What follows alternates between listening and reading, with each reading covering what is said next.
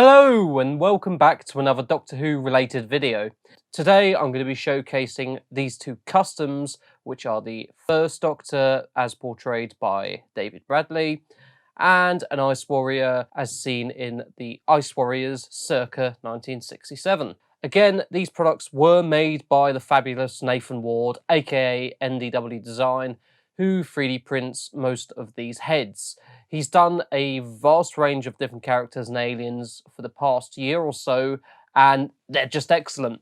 I do wish I could afford every single one that he has produced thus far. They are just so great, and I do highly recommend following him on Instagram or join his Facebook group for updates on some of the upcoming projects that him and Helena D'Souza are working on. There are so many great customs out there being released, and I just can't wait to see what he releases next.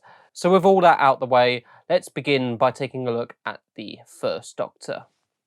So taking a look at the first custom, we have the First Doctor, but maybe not the one you were expecting.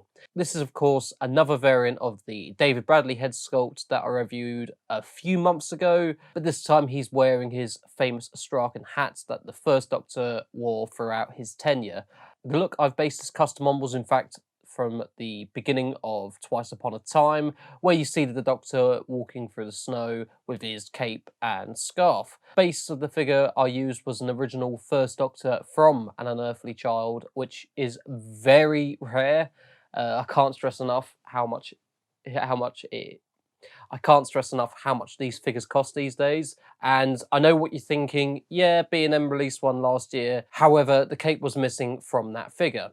So instead of actually rebuying one of the ones that just came out, I was able to pick an original up for a very reasonable price, which wasn't that expensive. So I just got lucky. But unfortunately for people like yourself, it may be a bit harder to do so, as I've seen some go for about 90 quid even out the box. So the only other issue that I have personally is that the trousers don't match, but that is just down to the fact that this is an earlier figure. The one I used before was a later figure, so, you know, it doesn't bug me too much, and it's something that I could rectify if I feel like doing so. I have seen some fans create their own capes using various parts, but I'm not that artistically inclined, so that is why I wanted to track one of these down.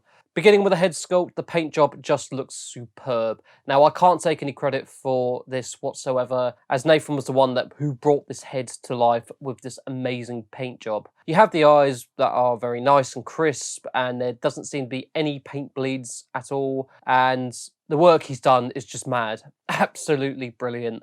The pinkish blemish that you have over the skin tones also makes this sculpt look a bit lifelike, which is something I really wish character options would do more often. The hair has been painted in grey with a lighter wash dry brushed on top just to accentuate those details, and the hat has just been painted in a matte black and has been sculpted to look quite similar to the one that was seen on the CO variant. It is missing the finer detail that was seen on the official one, but at the end of the day, this is a 3D print, and it probably would have been a lot harder to replicate that finer detail on several things done by one person. So I'm not really bothered that it's simplified here. Comparing this to the original Bradley head that I got, I do think the paint job is ever so slightly different in finish, but that is just down to the fact that Nathan paints all of these heads by hand himself, and some of these end up varying slightly. Apart from that, the only other bit of hard work that I had to do was paint the scarf white. It's not perfect, but it does the job. I had to mask the scarf from the cape off so it wouldn't bleed onto the cape, and overall, it's come out rather well. So overall, I think this is another great head sculpt by Nathan Ward and Helena. Unfortunately, this is unavailable at this moment in time, but he does reproduce some of his previous work if there is a number of people interested. So make sure you do check out his social media pages as well as his Etsy. The only thing I would like to change is possibly the hands to either the leather gloves that he wears at the beginning of the story or the fingerless gloves that he wears at the end of the story. But apart from that, I am quite happy with the result. So swiftly moving on to the Ice Warrior. This is actually based on the original helmet that was seen in the first ever story, the Ice Warriors, right up until the monster of Peladon. Originally, the design of the helmet was very different to what we saw in episode 1, but at the end of the day, it was a Viking helmet. They were supposed to be like outer space Vikings, apparently. But when it came to episode 2, the helmet was changed completely to more of that iconic look that we all know and love. It does pop up a few times later on in the episode, but with a strap around the chin to make it look like one huge helmet, which is what this head is based on. It did stand out like a sore thumb, but that was the 60s for you. I personally didn't mind the larger headed ice boys, but they do come across as a bit odd when standing with another ice warrior with a normal head, for example. First of all, just like any other of Nathan's heads, there is some minor cleanup that you do have to do to make it look nice and displayable. For this one in particular, there wasn't much needed doing apart from sanding the neck down. After that, this is where I put my painting skills to the test. I basically gave it a coat of black primer, which I did so the base coat could actually attach itself to the head. After that, I mixed several greens and tried my best to match the existing colour of the body. After that, I used a more vibrant red to paint the eyes and the ears, which was fairly tricky, and you did need a steady hand to make sure it didn't go over certain parts of the sculpt.